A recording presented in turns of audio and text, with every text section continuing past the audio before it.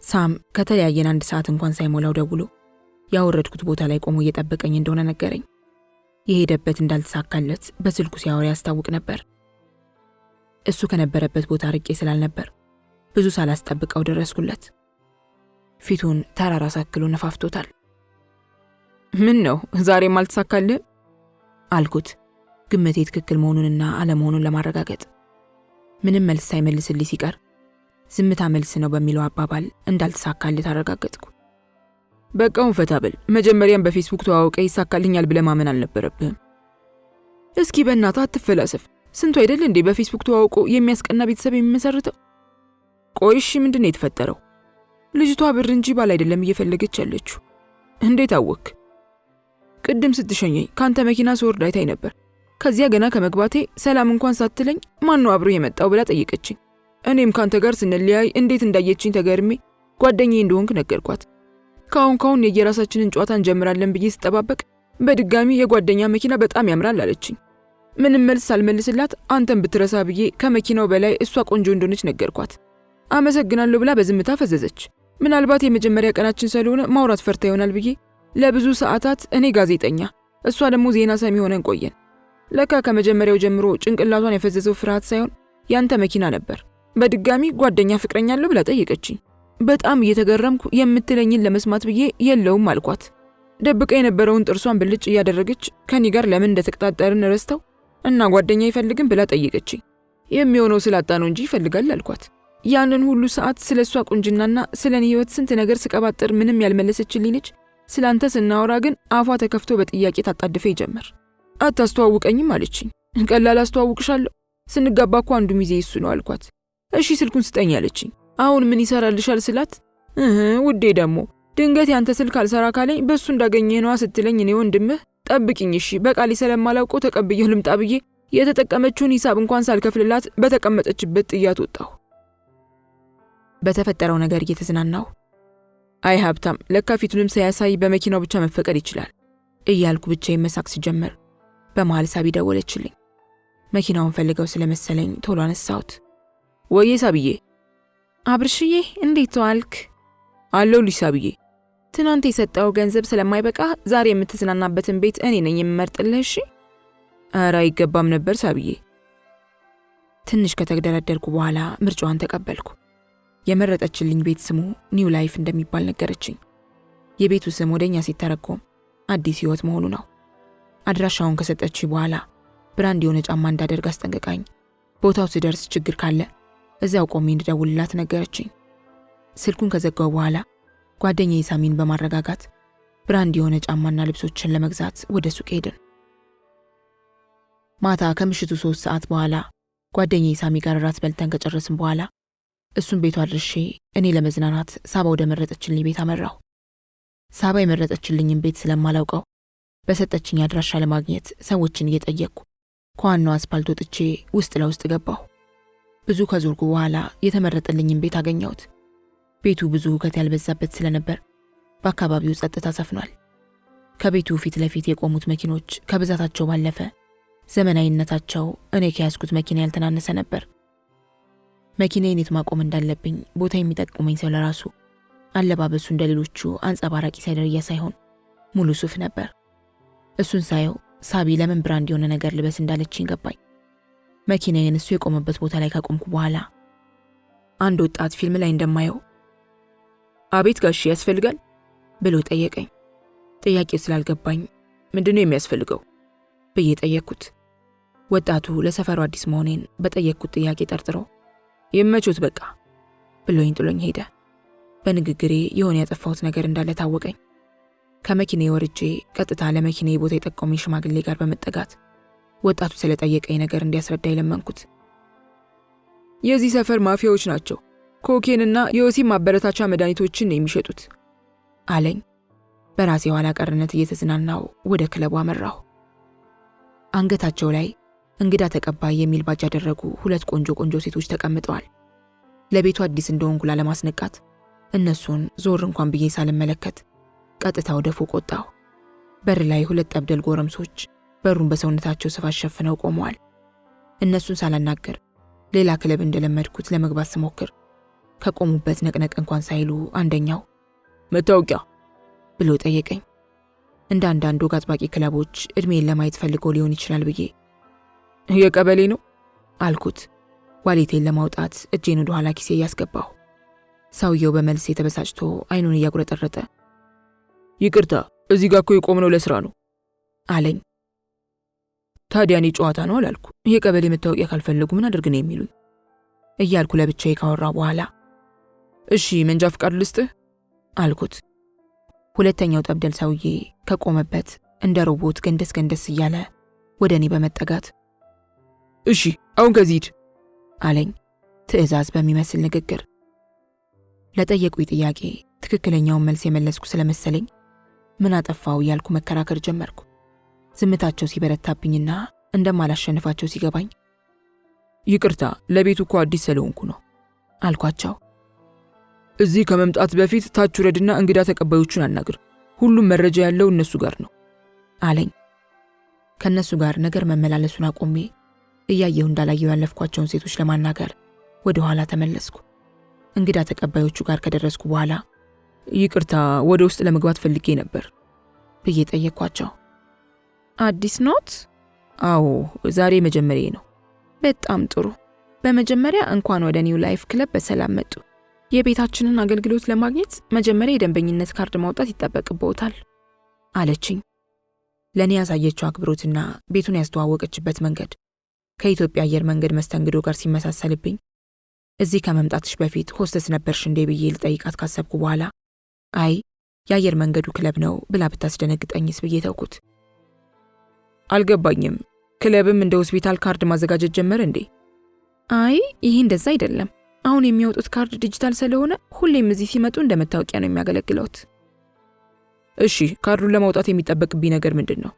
ምንም የለም። ለካርዱ 25,000 ብር ብቻ ይከፍላሉ። በቆምኩበት ደርቄ ቀረሁ። ምን አይነት ክለብ ቢሆን ነው ለካርዱ ብቻ ይህን ያህል ገንዘብ የሚጠይቁኝ? ግን ደግሞ ምንም ይሆን እንዴት ሰው ለመግቢያ ካርድ ብቻ 25,000 ብር ሊከፍል ይችላል?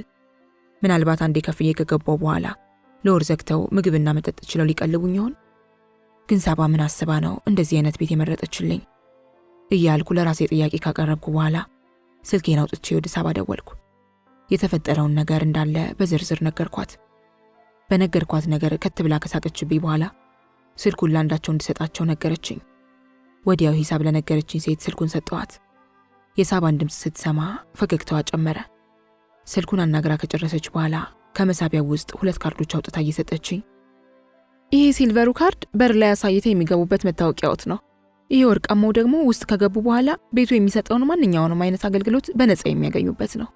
ውስጥ ከገቡ በኋላ መጀመሪያ ለሚያገኙት አስተባባሪ ካርዱን ያሳዩት፣ ከዚያም የሚፈልጉትን ነገር ሳይሳቀቁ ይጠይቁ በማለት አስረዳችኝ። የሰጠችኝን ካርድ በመያዝ መጀመሪያ ወደ አባረሩኝ ጠብደል ጎረምሶች ተመልሼ በመሄድ ሲልቨሩን ካርድ አሳየኋቸው።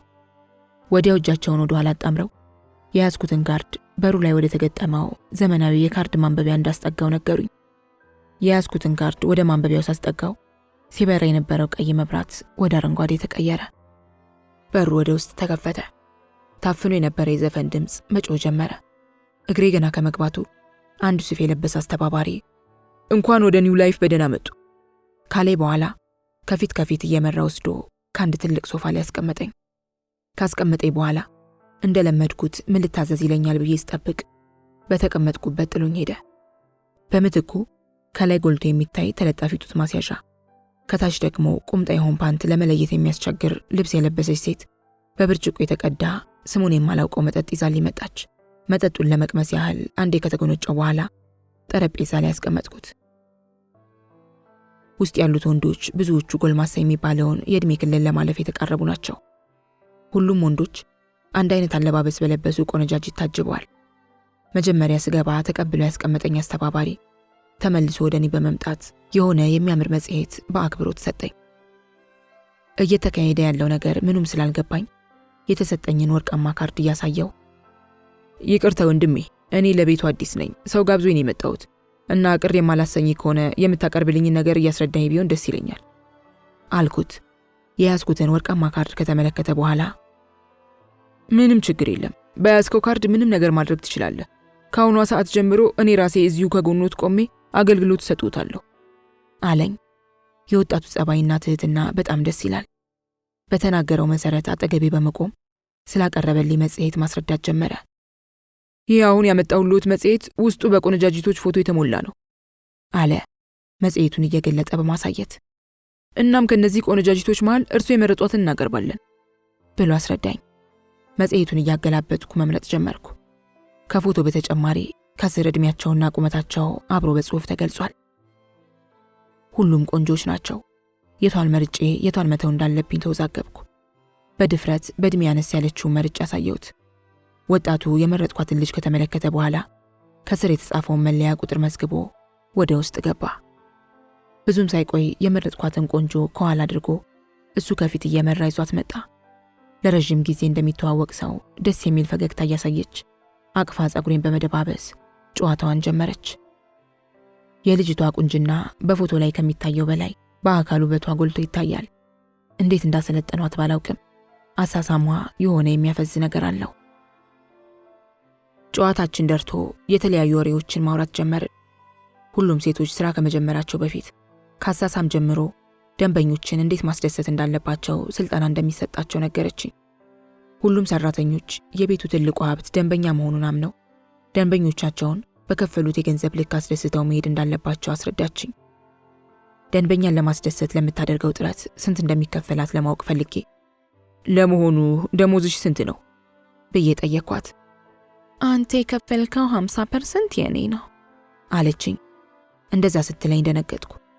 በሆዴ ክፍያ እንዳለው ዋውቅ ኖሮ አልጠራሽም ነበር። ወይኔ ጉዴ!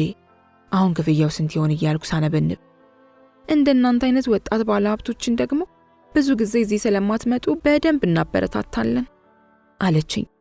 ድንቄም ባለ ሀብት አሁን ተቀጣሪ ሹፌር መሆኔን ብታውቅ ምን ትለኝ ይሆን እያልኩ።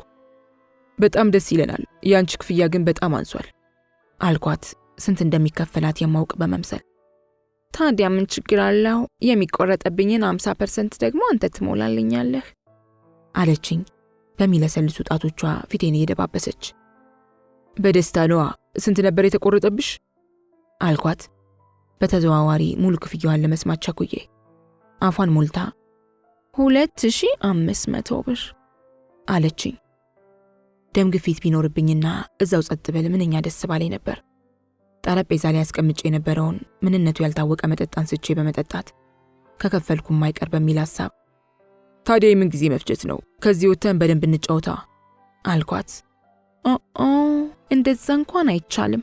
እኛ ከዚህ መውጣት አንችልም። ካንተ ጋር መሆን የምንችለው ለ2 ሰዓት ብቻ ነው።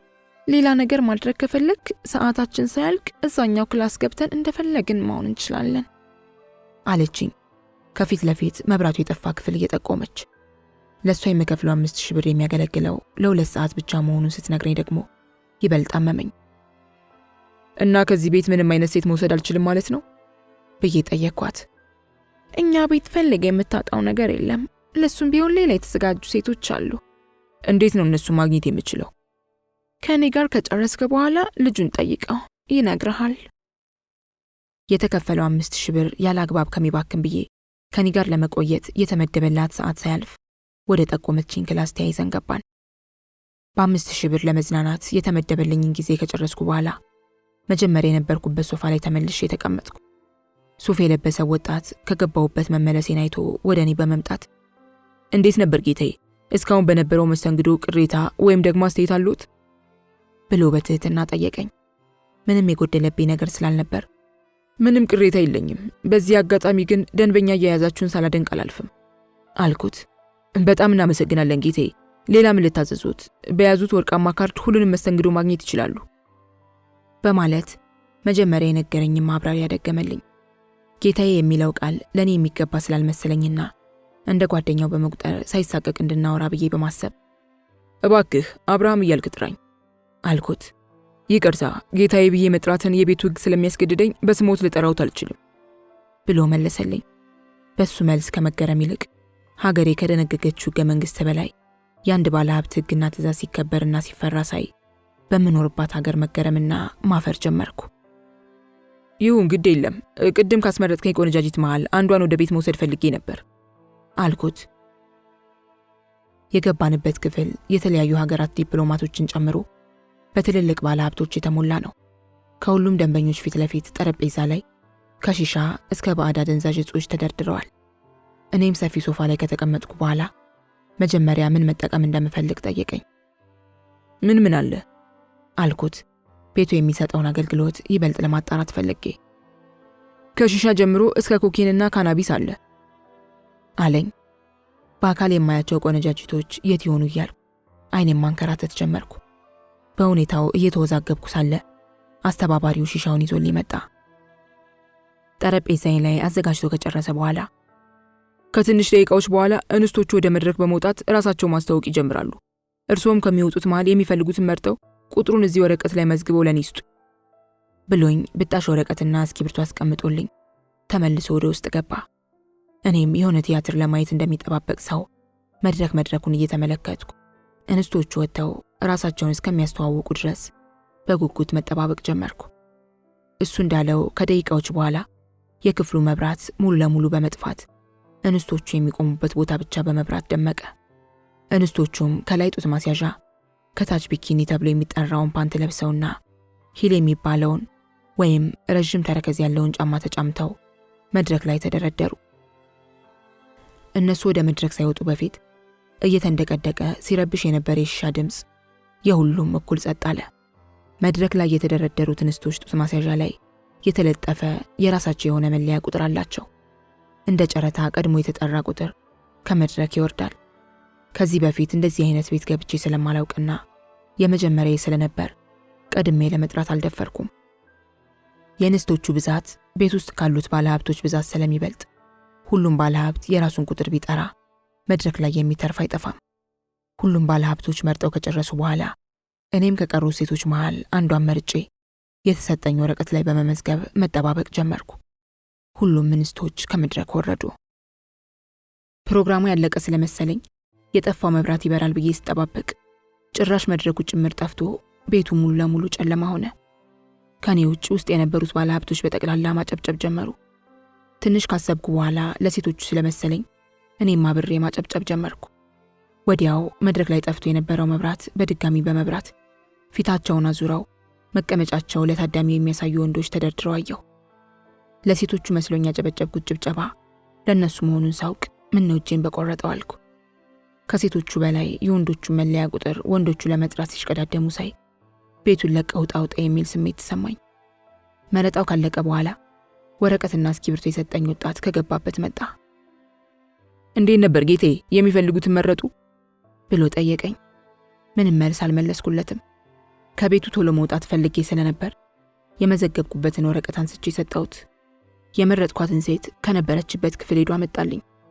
ወዲያው ተያይዘን በመውጣት ወደ እኔ ቤት ሄድን። ስሟ ኮኪ ይባላል። ገና የ20 ዓመት ታዳጊ ነች። ቤቴ ጠዋት ስወጣ እንደተውኩት ስለነበር በጣም ተዝረክርኳል። ገና እንዳየችው ያንተ ቤት ነው ብላ ጠየቀችኝ። ምን ነው አይመስልም? ጭራሽ አይገናኝም። እንዴት? ይህም ቤት ይዘነው እኔን ለመውሰድ 50,000 ብር የከፈልከው? በጠራችው ቁጥር አይኔ ፈዞ ቀረ።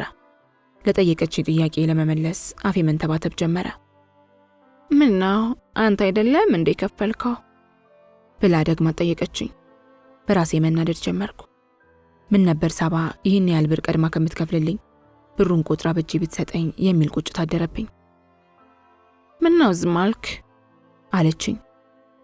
አለመውደቄ ምን ሆኜ ነው? እንዴት? የተፈጠረውን ነገር ከመጀመሪያው ጀምሬ ነገርኳት። እሷንም ጭምር ያገኘሁት በግብዣ መሆኑን ስታውቅ በጣም ተገረመች። ጭራሽ በራሳችን ዕቃ እናንተ መገባበዝ ጀመራችሁ? ለመሆኑ ምን ያህል ብትወድ ነው ይህን ያህል ገንዘብ አውጥታ ይጋበዘችህ? ብላ ጠየቀችኝ። በጥያቄዋ እኔም ተደናገጥኩ። ሳባ ግን ምን አስባ ነው ይህን ሁሉ ነገር የምታደርግልኝ? ለምንስ ነው ካልጠፋ ቤት ያንን ቤት የመረጠችልኝ? ከሐሳቤ ተመለስኩ። እኔ ምልሽ ግን ለአንድ ጉድጓድ ይህን ያህል ብር ትንሽ አልተወደደም? እንደማይ ከሆነ ምንም ሳይገባ ነው ይዘኸኝ የመጣኸው። እውነት ነው፣ ባዶ እጄን ከምወጣ ብዬ ነው አንቺን ያስጠራውሽ። እና ስታስጠራኝ ገና ወደ ጉድጓድነት ያልተቀየርኩ ድፍን መሬት መሆኔን አያይዘው አልነገርሁም? እሷ ለመለሰችውን የተሽኮረመምኩ። የከፈልኩት 50,000 ብር የግድ ድንግል መሆኗን እንዳምን አስገደደኝ። እሱም በኋላ የምናየው ይሆናል። ከዚያ በፊት ግን ስለ ቤቱ ተጨማሪ ነገር ማወቅ እፈልጋለሁ። ስለ ቤቱ ደግሞ ምን ማወቅ ፈለክ? ሁሉንም። ቤቱ የማን እንደሆነ፣ መች እንደተከፈተ፣ አንቺ እንዴት እዛ ልትገቢ እንደቻልሽ፣ አንቺ የምታውቂውን በሙሉ ማወቅ እፈልጋለሁ። ለምን ማወቅ ፈለክ? ምክንያቱም የከፈልኩት ብር እንዳውቅ ያስገድደኛል። የቤቱን ሚስጥር መጠበቅና ለሰው አለመናገር የመጀመሪያ ሕግ ስለሆነ ምንም አይነት ነገር እንደማታወራ ነገረችኝ። እንደዛ ስትለኝ የማወቅ ፍላጎቴ ይበልጥ ጨመረ። በገንዘብ ካመነች ብዬ በማሰብ ታሪኩን እንዳለ ከነገረችኝ ድንግልናዋን እንደማልወስድና የከፈልኩትን 50 ሺህ ብር በነፃ እንደምትወስደው ነገርኳት። በሐሳቤ ትስማማለች ብዬ ስጠብቅ ጭራሽ ሳቀችብኝ። ድንግልናዋን እኔ ብትወው ነገ ከኔ የባሰ ሽማግሌ እንደሚወስደው ነግራኝ ሐሳቤ ብቻ በቂ እንደሆነና ለወሬ ሟች መሆኔን ብቻ በመረዳት ሕጉን ጥሳ ታሪኩን እንደምትነግረኝ አሳወቀችኝ። ከዛ በፊት ግን እኔም ለ20 ዓመት ጠብቄ ያቆየሁትን ቅርሴን አንተም 50 ሺህ ብር የከፈልክበትን ንብረት ብንረካከብ አይሻልም? ሐሳቧ ምንም አይነት ማስተባበያ የሚሰጠው ስላልነበር ወዲያው ተቃቅፈን አልጋ ላይ ወደቅን። ከጨረስን በኋላ ምንም አይነት የጥፋተኝነትና የቁጭት ስሜት አለማሳየቱ አስገርሞኝ ምንም አልተሰማሽም ብዬ ጠየቅኳት። ምን እንዲሰማኝ ጠብቀህ ነበር? እኔ እንጃ። ለማታውቂውና ነገ አብሮሽ ለማይሆን ሰው ድንግልናሽን በመስጠትሽ አልተቆጭሽም? አይዞህ፣ ምንም አይሰማኝም። እንደውም ገላገልከኝ። የማንም ዝተት ሽማግሌ ከሚወስደው እንኳንም አንተ ወሰድከው። ቢያንስ ለወጣት ነው የሰጠሁት ብዬ አወራለሁ። ስለዚህ በፍላጎቴ እንደሰጠው ቁጠራው። እሺ። ግልጽነቷና ራሷን ለማጽናናት የምታደርገው ጥረት ደስ ይላል። ሁለታችንም ከተረጋጋን በኋላ መስማት የፈለግኩትን የቤቱን ሚስጥር እንድትነግረኝ በመጠየቅ እሷ ሳታየኝ የምታወራውን ለመቅዳት ጓደኛዬ ሳሚ በስጦታ የሰጠኝን የድምፅ መግጃ ካስቀመጥኩበት በማውጣት አበራሁ። ወደዛ ቤት የገባሁት በእናቴ አማካኝነት ነበር። እናቴ ከአባቴ ጋር ከተለያየች ጀምሮ የራሷን ስራ ለመስራት ቤቷን አስይዛ ከባንክ የተበደረች የተወሰነ ገንዘብ ነበር። እናም ያ ገንዘብ ከዓመት ዓመት ወለዱ እየጨመረ ሲመጣ እናቴም ክፉኛ መጨናነቅ ጀመረች። በዚህም የተነሳ ማታ እያመሸች ስትፈልግ እየሰከረች ቤት ድረስ የተለያዩ ባለሀብት ወንዶችን ታመጣለች። የምታደርገው ነገር እንደሚጎዳትና እንድታቆም በተደጋጋሚ ብለምናትም አልሰማለችኝ። ቤት የሚመጡት ወንዶች ሁሉ ከእናቴ አልፈው አይናቸውን እኔ ላይ ይጥሉ ጀመር። በዛ የተነሳ ቤት ማምጣቱን ትታ እሷ ራሷ እነሱ ጋር መሄድና በዛው ማደር ጀመረች። የሆነ ቀን ላይ ከቤቷ ውጭ አድራ ጠዋት እኔ ከእንቅልፌ ስነሳ ሶፋ ላይ ተቀምጣ አገኘኋት። ምን እንደሆነች ስጠይቃት እኔን ስለሚመለከት ጉዳይ ልታወራኝ እንደምትፈልግ ነግራኝ ማልቀስ ጀመረች። ምን ሆና እንደምታለቅስ ቀርቤ ልጠይቃት በሞክርም ልታቀርበኝ አልቻለችም። አልቅሳ ከጨረሰች በኋላ የቤቱን ዕዳ ለመክፈል የኔ እርዳታ እንደሚያስፈልጋት ተናግራ ለወሰነችው ውሳኔ እንዳልቀየማት አስቀድማ እግሬ ላይ ወደቀች። በጊዜው በጣም ደንግጬ ስለነበር ከወደቀችበት አንስቼ ምንም ነገር ቢሆን እንደማልቀየማት ቃል ገባሁላት። ለመናገር እየተርበተበተች እኔ ለ1 ዓመት ልትሸጠኝ እንደሆነና የቤቱን ዕዳ እንደሚከፈልላት ነገረች። ምን ብዬ እንደመመልስላት ጨንቆኝ ስለነበር በተቀመጥኩበት ደርቄ ቀረሁ። በውሳኔዋ ብከፋም እግሬ ላይ ወድቃ እያለቀሰች ስትለምነኝ ምን ያህል እንደተጨነቀች ተረዳሁ። እየመረረኝም ቢሆን ሐሳቧን ተቀበልኩት። ለዓመት 5 ሚሊዮን ብር አፈራርማኝ የዛኑ ቀን ማታ አንተ ያገኘኝ ቤት ስራ ጀመርኩ። ስለ ቤቱ ብዙ የማውቀው ነገር የለም። በወሬ ግን ባለቤቱ የሆነ ባለስልጣን እንደሆነ ሰምቻለሁ። በወር ውስጥ ከ10 ኪሎ በላይ ኮኬን ይሸጣል። በሳምንት ከሴቶች ሽያጭ ከ3 ሚሊዮን ብር በላይ ሲያገኝ ከወንዶች ሽያጭ ደግሞ ከ5 ሚሊዮን ብር ያላነሰ ገቢ ያገኛል። ለምንድን ነው የወንዶቹ ገቢ ከሴቶቹ ሊበልጥ የቻለው? ወንዶች በጣም ይፈለጋሉ። ገዢዎቹም የሚመጡት በጥቆማና በትዕዛዝ ነው። እነሱም በብዛት የሚገዙት የባህር ማዶ ዜጎችና ዲፕሎማቶች ስለሆኑ ክፍያቸውን በዶላር ነው። የአንድ ወንድ ዋጋ በእኛ ሀገር ብር ሲታሰብ ቢያንስ ከ150 ሺህ ብር ያላነሰ ይሸጣል። በዚህ የተነሳ ብዙ ሴቶች የእነዚህ ወንዶች ደላሎች ናቸው። አንዲት ቆንጆ ሴት እንደምንም ብላ አንድ ወንድ ካመጣች በትንሹ እስከ 30 ሺህ ብር ተከፋይ ትሆናለች። ወንዶቹ እንዴት ነው የሚስማሙት? ማለቴ ተለምዷል ማለት ነው? ወንዶቹ ምንም የሚያውቁት ነገር የለም። የሚያጠምዱትም ሴቶች ተመርጠው ቆንጆ የሚሆኑት ለዚህ ዓላማ ነው።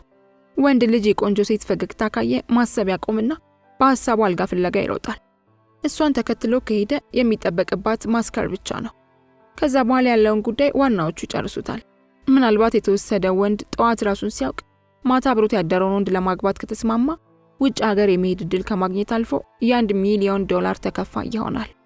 ይህን ዕድል ለማግኘት ግን ራሱ ፈቅዶና አምኖበት አግብቶ ለሚወስደው ሰው ቢያንስ ለ10 ጊዜ መቀመጫውን መስጠት ይጠበቅበታል። ቆይ እንደዚያ ሲሆን ህግ የለም ማለቴ መክሰስ አይችሉ? ማንን ለማን ትከሳለህ? እንደነገርኩ ቤቱ የትልቅ ባለስልጣን ነው ብያለሁ። በዚያ ቤት ዙሪያ የሚናፈሱ ወሬዎች እንዳለ ለሰውየው ይደርሱታል። ቤት ውስጥ ከሚሰሩት ሰላዮች በላይ ለዚሁ ተብሎ በየቦታው ሰላይና ጆሮ ጠቢ ሆነው የተቀጠሩት ሰራተኞች ይበዛሉ። ስለዚህ ለመክሰስ ብትሄድም አቤቱታህን የሚቀበሉህ የቤቱ ባለቤት የቀጠራቸው ሰራተኞች ናቸው። እሺ፣ ቀጣዩ ዕጣ ፈንታሽ ምንድን ነው? ጠዋት ተነስቼ እዛው ገባለሁ። ለወር ከሰራው በኋላ ዱባይ ወዳለው ቅርንጫፍ እዘዋወራለሁ። እንዴ ጭራሽ ዱባይም ቅርንጫፍ አለው? በላውን ወሬ አታብዛ፣ የማትፈልገኝ ከሆነ ልተኛበት አለችኝ። ማውራቴን አቁሜ ሁለተኛ ዙር የፍቅር ጨዋታዬን ማጣጣም ጀመርኩ። ሀብታምነትና ገንዘብን ጠላሁ። የነገረችኝን ነገር በሙሉ እኔ ያደረግኩት መስሎ ተሰማኝ። ሌሊቱን ሙሉ እንቅልፍ ባይኔ ሳይዞር ቅዠት ሲያስጨንቀኝ አድሮ እንደምንም ነጋልኝ። ልብሴን ለባብሼ ወደ ሳባ ለመሄድና መኪናዋን ለመመለስ ስጣደፍ ራሷ ቀድማ ደወለች። ሰላምታ እስከምንለዋወጥ ድረስ እንኳን እድል አልሰጠኋትም ነበር። ወደ እርሷ ለመሄድ እየለባበስኩ እንደነበር ነገርኳት። ለሥራ ጉዳይ ከአዲስ አበባ ውጭ እንደሆነችና እሷን ማግኘት እንደማልችል ነገረችኝ። ይባስ ብላ ባህር ማዶ የነበረው አለቃዋ ክንፈ ማታ ቦሌ አየር መንገድ እንደሚገባና እኔ እንድቀበልላት ተማጸነችኝ። ክንፈ የሚባለውን ሰውዬ ማወቅ ስለፈለግኩ ብቻ ትዕዛዟን ተቀበልኩ። ክንፈ የተባለውን ሰውዬ ይገባል በተባለበት ሰዓት አየር ማረፊያ ድረስ በመሄድ መኪና ውስጥ ተቀምጬ እሱ እስከሚገባ ድረስ ጠባበቅ ጀመር። ሰውዬው ወፍራም ከመሆኑ የተነሳ እድሜው ጎልማሳና ቁመቱ ደግሞ ሎጋ ተብሎ ከሚመደቡት ውስጥ ነው። ይዞት የነበረውን ሻንጣ ተቀብዬ መኪና ላይ ከጫንኩ በኋላ በክብር በሩን ከፍቼ እሱንም ከኋላ ወንበር አስገባሁት። መንገድ ከጀመርን በኋላ ዝምታዬን ለመስበር በሚመስል አጠያየቅ ስም ማን ነው አለኝ። በጊዜያዊነትም ቢሆን አለቃነቱን አምኜ ስለተቀበልኩ የጠየቀኝን ጥያቄ ሁሉ የመመለስ ግዴታ ነበረብኝ። አብርሃም እባላለሁ አልኩት። መች ነው ስራ የጀመርከው? ብዙም አልቆየሁም፣ በቅርቡ ነው የጀመርኩት። እና እንዴት ነው ስራው ተመችቷል? ምንም አይልም። ቀጥታ ወደ ቤት ነው አይደል የምንሄደው? አይ አይደለም፣ ዝም ብለህ ንዳ። ወዴት እንደምንሄድ እኔ እጠቁምሃለሁ። የምንሄድበትን መንገድ በአትኩሮት እያየ ወደ ቀኝ ወደ ግራ እያለ በመምራት አነስ ያለች ግሮሰሪ ፊት ለፊት ስንደርስ መኪናውን አስቆመኝ። እኔ እስክመጣ ድረስ እዚሁ ጠብቀኝ ብሎ ካዘዘኝ በኋላ ከመኪናው ወርዶ ጥሎኝ ቀጥታ ወደ ግሮሰሪው ገባ። ቶሎ ይመለሳል እያልኩ ስጠባበቅ ደቂቃዎች አልፈው ሰዓታቶች መቆጠር ጀመሩ።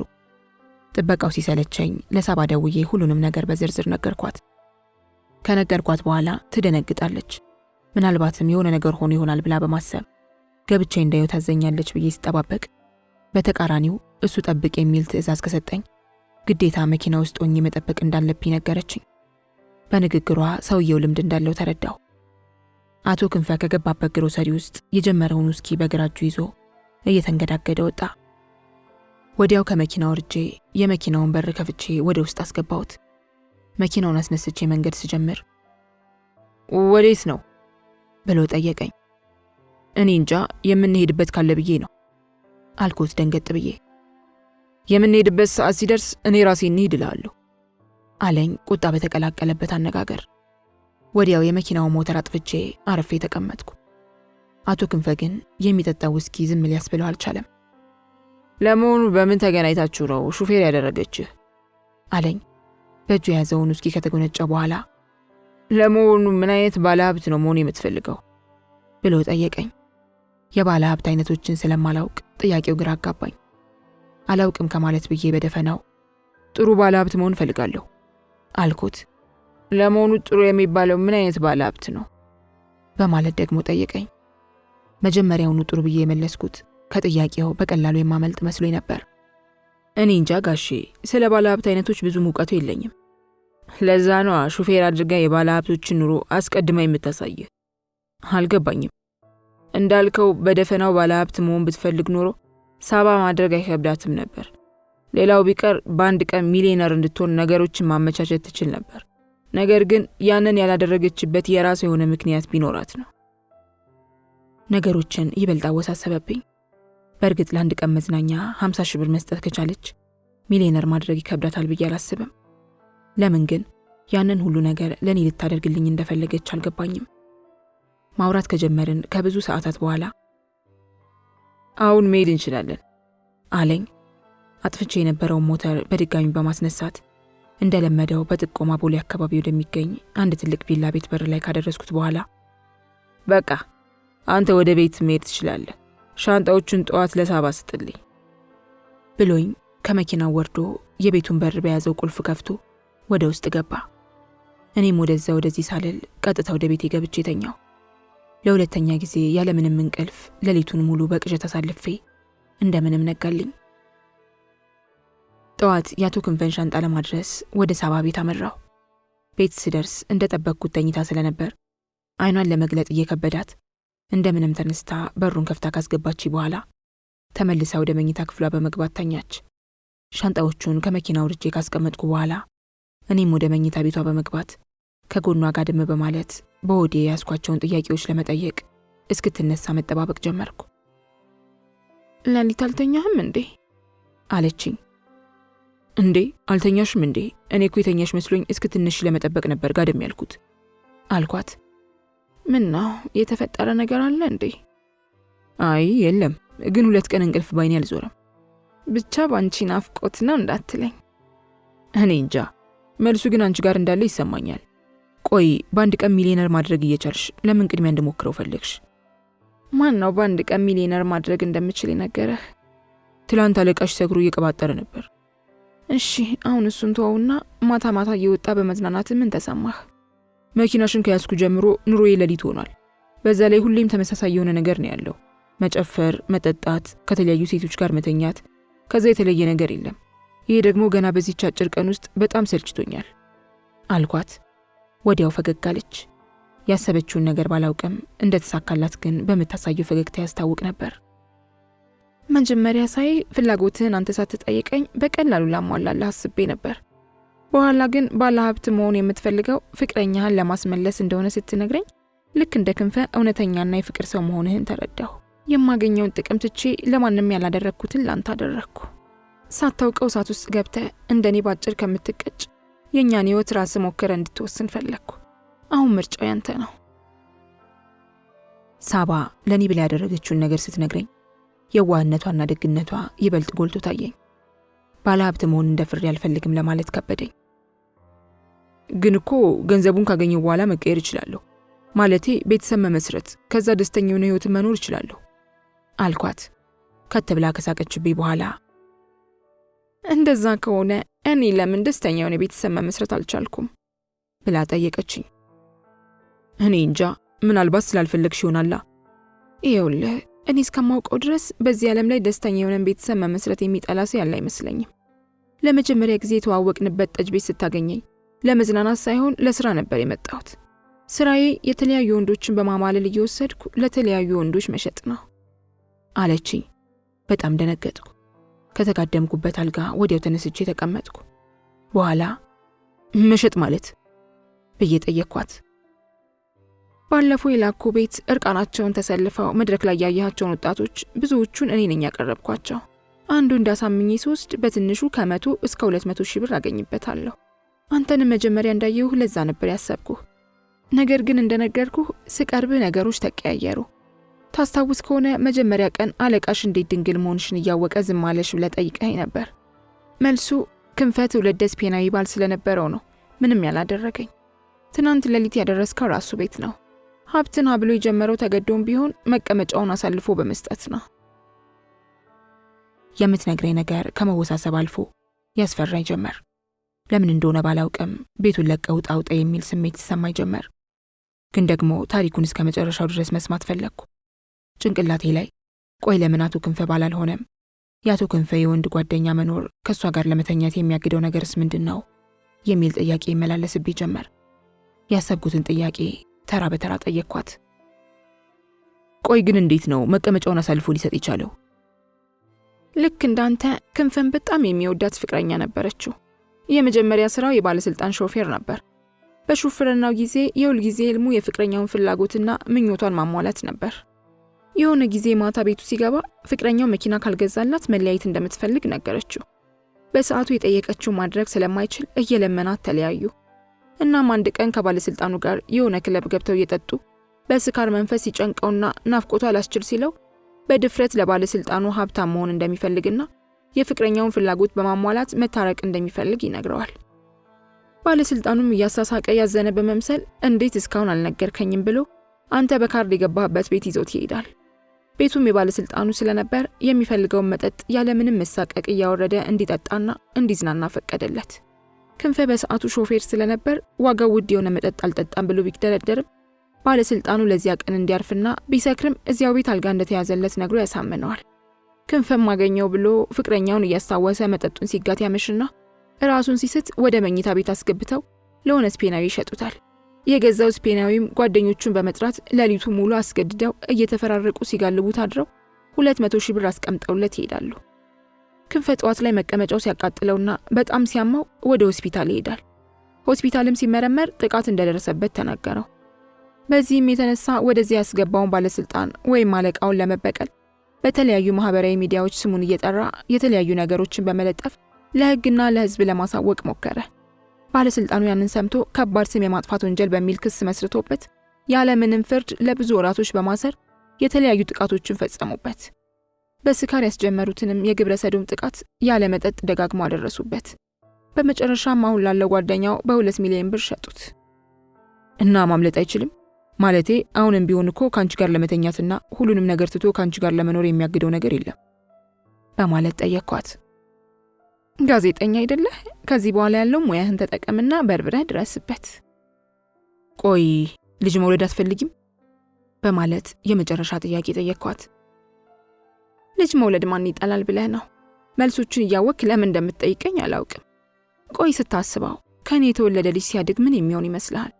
ጤናማስ ያልሆነ ዘር ተዘርቶ እንዴት ፍሬያማ ይሆናል? ተሳስቶ ቢወለድ እንኳን ማገናዘብ የማይችል በቀላሉ የሚሸወድ የዳቦ መግዣ ገንዘብ ተብሎ ዳቦውን እንኳን ቀድሞ ሳይገዛ ዳቦ ቤቱን የሚያቃጥል አረም ከመሆን አይዘልም አለችኝ። በሳባ ምክንያት ከአቶ ክንፈ ጋር ተግባብተናል። በዛም የተነሳ ለምን ባለ ሀብት መሆን እንደምፈልግና በተማርኩበት ሙያ ለምን እንደማልሰራ ብዙ ጊዜ ደጋግሞ ጠይቆኛል። በዚሁ ዙሪያ ለመነጋገር ተቀጣጥረን ስለነበር ወደ ቤቱ እየሄድኩ ነው። ቀኑ እሁድ ስለነበር መንገዱ እንደ ስራ ቀናቶች የተዘጋጋ አልነበረም። ብዙ ሰዓት ሳላስጠብቀው በቤቱ ደረስኩ። አቶ ክንፈ የቤቱ በረንዳ ላይ ተቀምጦ ስልክ እያወራ ስለነበር በምልክት ሰላምታዬን ካቀረብኩ በኋላ እስኪጨርስ መጠባበቅ ጀመርኩ። ከደቂቃዎች በኋላ ሲያወራ የነበረውን ስልክ በመዝጋት እንደገና ሰላምታ ተለዋወጥን። ልብሴን ቀይሬ መጣሁ፣ እዚሁ ጠብቀኝ ብሎኝ ወደ ቤት ውስጥ ገባ። ልብስ መቀየር ለምን እንዳስፈለገው ስላልገባኝ እስኪወጣ ያቁነጠንጠኝ ጀመር። ልብሱን ቀይሮ ከወጣ በኋላ ዛሬ እሁድ ስለሆነ ከከተማ ወጣ ማለት ፈልጋለሁ። እግረ መንገዳችንን አንዳንድ ነገሮችን እያነሳን እንጨዋወታለን።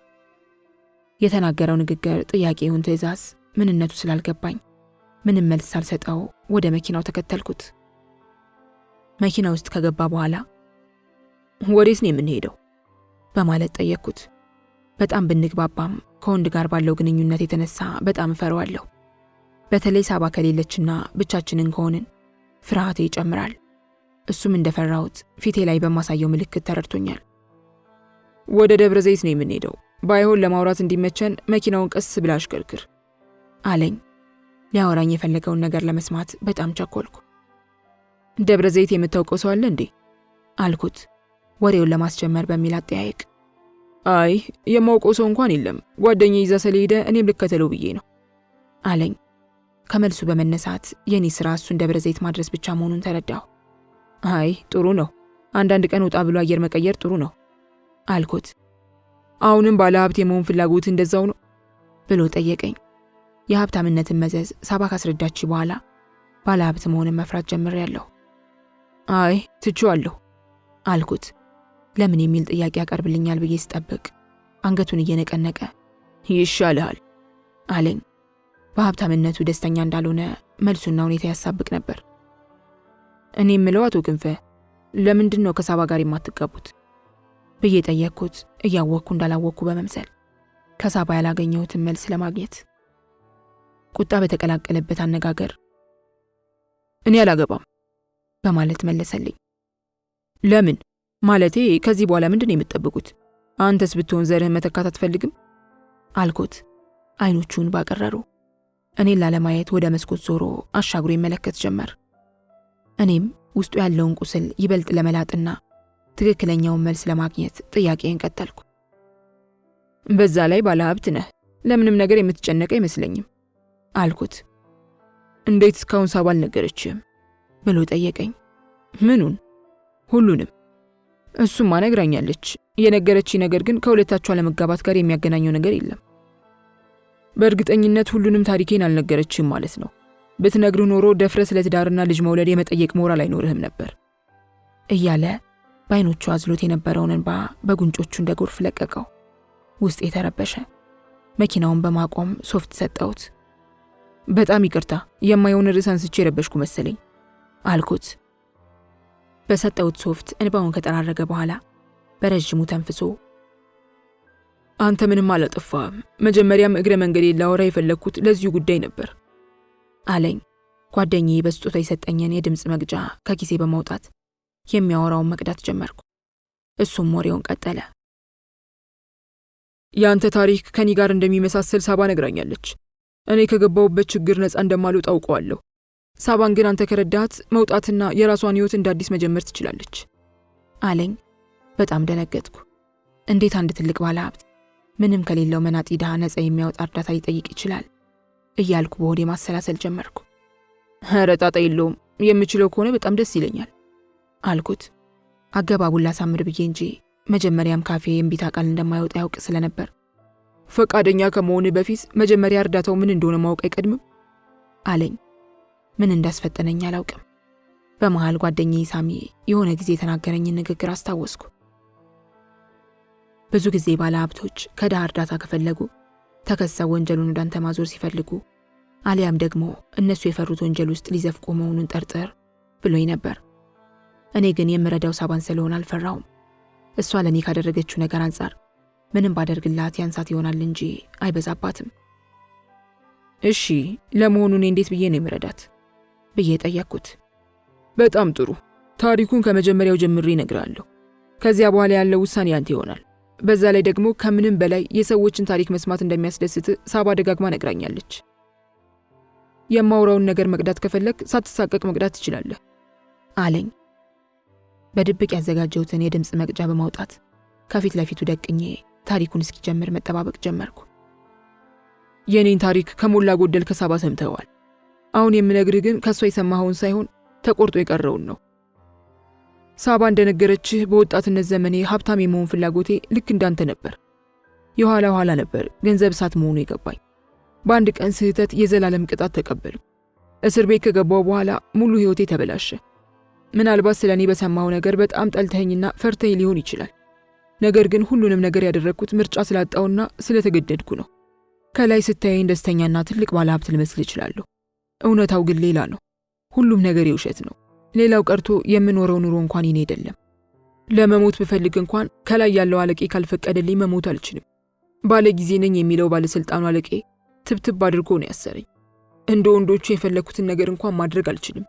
በስም ማጥፋት ወንጀል እስር ቤት አስገብቶ ብልቴን በማስቆረጡ የሴት አምሮቴን እስከ ወዲያኛው አጥፍቶብኛል። ለዚህ ነው ከሳባ ጋር መጋባት የማልችለው። አሁን ግን በቃኝ። የኔ መሰቃየት አላንስ ብሎ እሷ መሰቃየት የለባትም አለኝ። ያሳለፈው ነገር በጣም ቢያሳዝነኝም ለምን ለኔ ሊነግረኝ እንደፈለገ አልገባኝም። ከሳባ ጋር ለምን መተኛት እንደማይችል ግን ገባኝ። እና እሺ አሁን እኔ ምን እንድረዳህ ነው የምትፈልገው ብዬ ጠየቅኩት።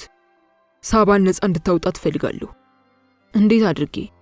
ሙያህን ተጠቅመህ? አልገባኝም። የጋዜጠኝነትህን ሙያ በመጠቀም የኔ አለቃ የሰራቸውንና የሚሰራቸውን ወንጀሎች ለህዝቡ በማጋለጥ ሳባንና እኔን ነፃ አውጣን። አንተም እውቅና ታገኝበታለህ። ስትመኝ የነበረውን ባለሀብትነትም በላብህ ታገኘዋለህ አለኝ። ሐሳቡ ቢያስደስተኝም ወደ ኋላ ተመልሼ የራሱን ታሪክ ሳስታውስ በሱ ላይ የደረሰ በኔም ላይ የሚደርስ መስሎ ተሰማኝ። ቆይ በቂ ገንዘብ አለህ? ለምን እርግፍ አድርገህ የራስህን ኑሮ አትኖርም ስል ጠየቅኩት። ፍርሃቴን ከፊቴ አይቶ በመረዳት አይ ልጅ አብርሃም፣ ብዙ ያልነገርኩ ነገሮች አሉ። በእርግጥ እንዳልከው ባለሀብት ተብዬ ከመጠራትን ባለፈ የፈለግኩትን እየበላሁና እየለበስኩ እየኖርኩ ነው። እንደምታየኝ እንደፈለግኩ ዝናናለሁ። ነገር ግን ደስታ የለም። እንደፈለግኩ ምቾት ያለው አልጋ ላይ ተኛለሁ። ነገር ግን እንቅልፍ የለም። እንደውም ስላልገባህና ስላልተረዳኸው ነው እንጂ ከኔ በላይ ትልቁ ባለሀብት አንተ ነህ። እኔ በገንዘብ ያላገኘሁትን ደስታ አንተ ያለ ገንዘብ አግኝተሃል። እኔ በገንዘብ ያላገኘሁትን ሰላም ያለው እንቅልፍ አንተ ያለ ገንዘብ ትተኛዋለህ። እኔ በገንዘብ ከጎኔ የሚሆን ሰው አላገኘሁም። አንተ ግን ያለ ገንዘብ ከጎና አለንልህ የሚሉ ሰዎች አሉ። በዛ ከተባለ በገንዘቤ የስኳርን ህመም፣ የልብን ህመም፣ የኩላሊትን ህመም የፈለክበት ሀገር ሄደ መታከም ትችል ይሆናል። በራሱ በገንዘብ የሚመጣን ትልቅ በሽታ ግን ሊያድንህ የሚችለው ገንዘብ ሳይሆን ሰው ነው። ስለዚህ ከሀብት ሁሉ ትልቁ ሀብት ገንዘብ ሳይሆን ሰው ነው አለኝ። በተናገረው ንግግር ብቻዬን መተከዝ ጀመርኩ። ሀብታም መሆኔን ሳላውቅ ድሃ ለመሆን ስሯሯጥ እንደነበር ገባኝ። ወደ ድህነት እንዳልገባ አስሞክራ ላሳየች ለሳባ ምስጋና ይግባት እያልኩ በሆዴ መመረቅ ጀመርኩ። ውለታዋንም ለመመለስ ወሰንኩ።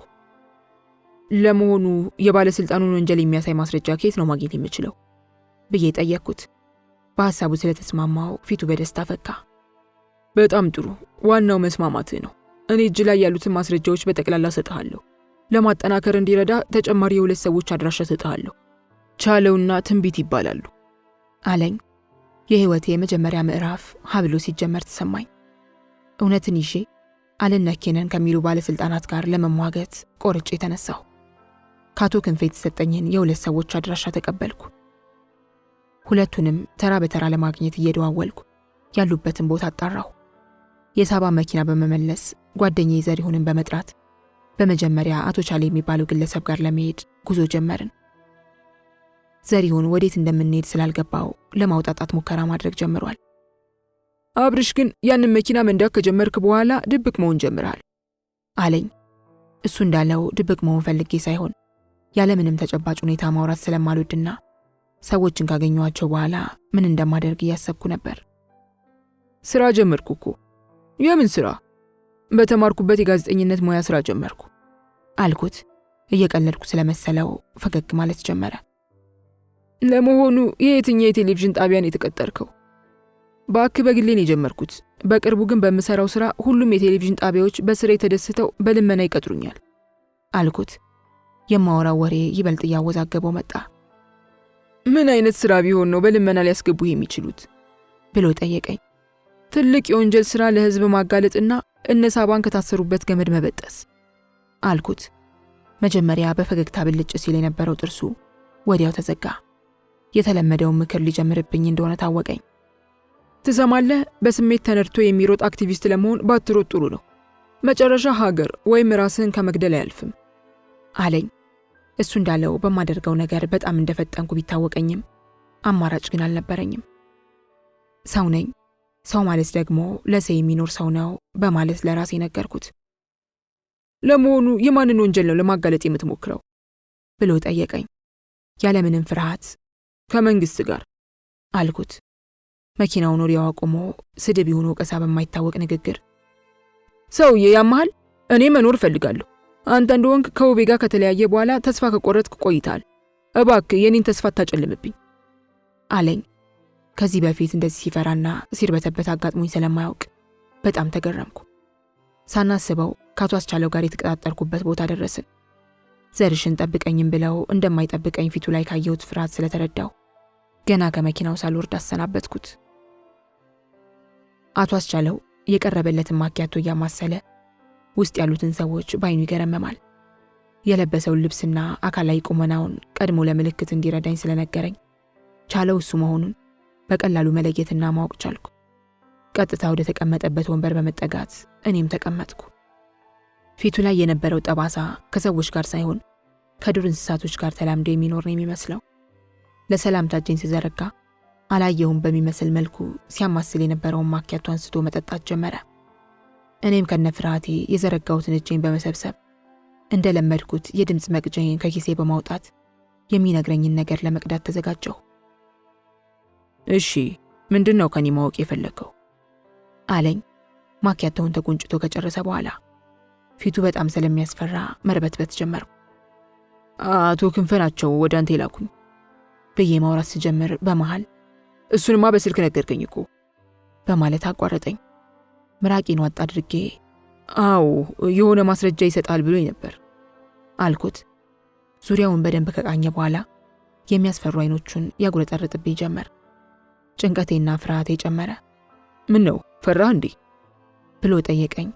አፍጥጦ ሲመለከተኝ በተቀመጥኩበት ስንቆራጠጥ ታዝቦ ኧረ አልፈራሁም፣ ለምን እፈራለሁ ብዬ መለስኩለት። አዎ መፍራት የለብህም። አየህ እኔ ሞትን ብፈራ ኖሮ ገና ልጅ እያለሁ ነበር የምሞተው። እኔ የምኖረው ለመሞት ነው ብለው ከሚያስቡት ሰዎች መካከል አንዱ ነኝ ብሎ ስለ ራሱ ካብራራልኝ በኋላ አቶ ክንፈ ግን ደህና ነው ብሎ ጠየቀኝ። ደህና ነው፣ በጣም የቅርብ ጓደኛሞች እንደሆናችሁ ነግሮኛል አልኩት። አይ በጣም የቅርብ እንኳን አይደለንም፣ እስር ቤት ውስጥ ነው የምንተዋወቀው አለኝ። እንደፊቱ ንግግሩና አስተያየቱ በጣም ስለሚያስፈራ የሚለውን ነገር በጠቅላላ እሺ ብሎ ከመቀበል ውጭ ሌላ አማራጭ አልነበረኝም። እሺ እና እስር ቤት ውስጥ እያላችሁ ምንድን ነበር የተፈጠረው በማለት ቶሎ ወደ ጥያቄ የገባው። እሱን ብቻ ነው ማወቅ የምትፈልገው ብሎ ጠየቀኝ። አይ ለኔማ ለማስረጃ ይጠቅማል ብለህ የምታስበውን በጠቅላላ ብትነግረኝ ደስ ይለኛል አልኩት። ትሰማለህ፣ እዚህ ሀገር ላይ ምንም የሚጠቅም መረጃ የለም። በጣም ጠቀመ ከተባለ ራስን ለማጥፋት ነው የሚሆንህ። አሳ ጎርጓሪ አሳ ነባሪ ወይም አዞ ያወጣል የሚባለው ተረት ውሸት እንዳይመስልህ። ያገኘኸው ማስረጃ ሁሉ ጠቃሚ የሚሆነው ሕግና ስርዓት የሚከበረበት ሀገር ላይ እንጂ እንደኛ ሀገር ላሉት አይደለም አለኝ። በእርግጥ የሆነ እውነት አለው። እኔም የሆነ ጊዜ ለአንድ ጉዳይ 5 ዓመት ፍርድ ቤት የተመላለሱ ሴትዮ እንደው አደራችሁን እዚህ ሀገር ላይ ሕግ አለ ብላችሁ ፍትህ ለማግኘት ወደ ፍርድ ቤት እንዳትሄዱ፣ ትርፉ ድካም ብቻ ነው። የከሰስኩት ሰው 1 ቀን ሳይታሰር ይኸውን የከሳሿ 5 ዓመት ሙሉ ታሰርኩ። ከተከሳሽ በላይ ከሳሽ የሚቀጣበት ሀገር ነው ያለን። ለሁሉም ነገር ግን የሰማዩ ጌታ ይፈርድባችኋል እያሉ ሲያማርሩ በጆሮዬ ሰምቻለሁ። እኔ ግን ሴትዮዋ ይህን አሉ ብዬ ወደ ኋላ መፈግፈግ አልፈለኩም። እውነት ነው፣ አንተ እንዳልከው ሕግ ላይ ጠቅም ይችላል። እኔ ግን የፈለኩት ያሰባሰብኩትን ማስረጃ በመያዝ ሕግ ፊት ቀርቤ ጥፋተኞቹን ለማከራከር ሳይሆን ማስረጃውን ሕዝብ ፊት አቅርቤ ሕግን ለመከራከር ነው አልኩት።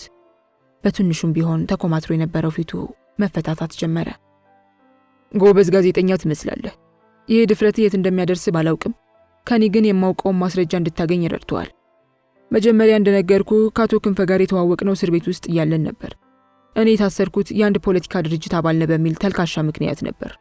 በሰዓቱ አባል ስለሆንክ የሚለው ክስ በህዝብ ዘንድ ተቀባይነት እንደማይኖረው ስለሚያውቁ ምንም በማላውቀው ክሱን ህገ ወጥ የጦር መሳሪያ በማዘዋወር ብለው ቀየሩት። የሚገርመው ነገር እንኳን የጦር መሳሪያ ላዘዋውር ቀርቶ ቤቴ ውስጥ ወፍራም ዱላ እንኳን አልነበረም።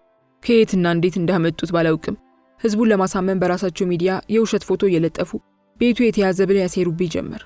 ያም አልበቃ ብሏቸው ሚስቴን በገንዘብ ደልለው በእኔ ላይ እንድትመሰክርብኝ ያስደረጉ።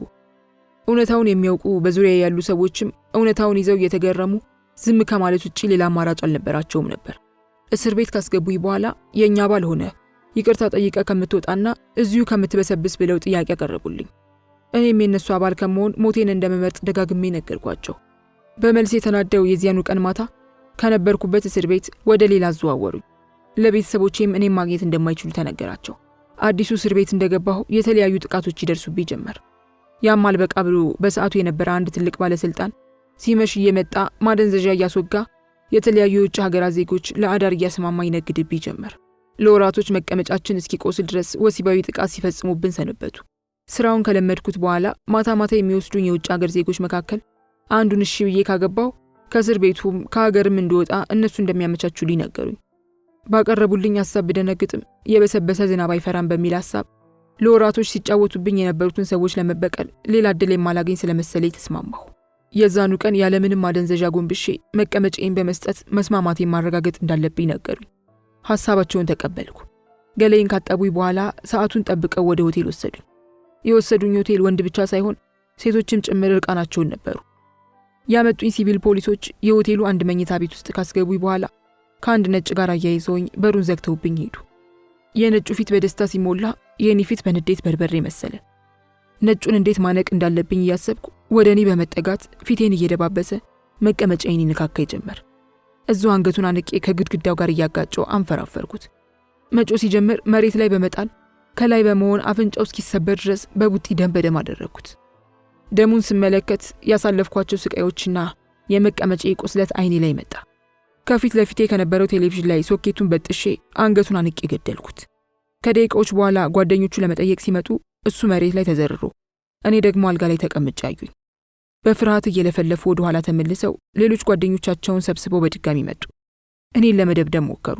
ደም በነካው እጄ ያገኘሁትን ብማታም እነሱ ግን በያዙት የመጠጥ ጠርሙስ ፊቴን ተልትለው እንደምትየኝ የሕፃናት ማስፈራሪያ አስመሰሉኝ።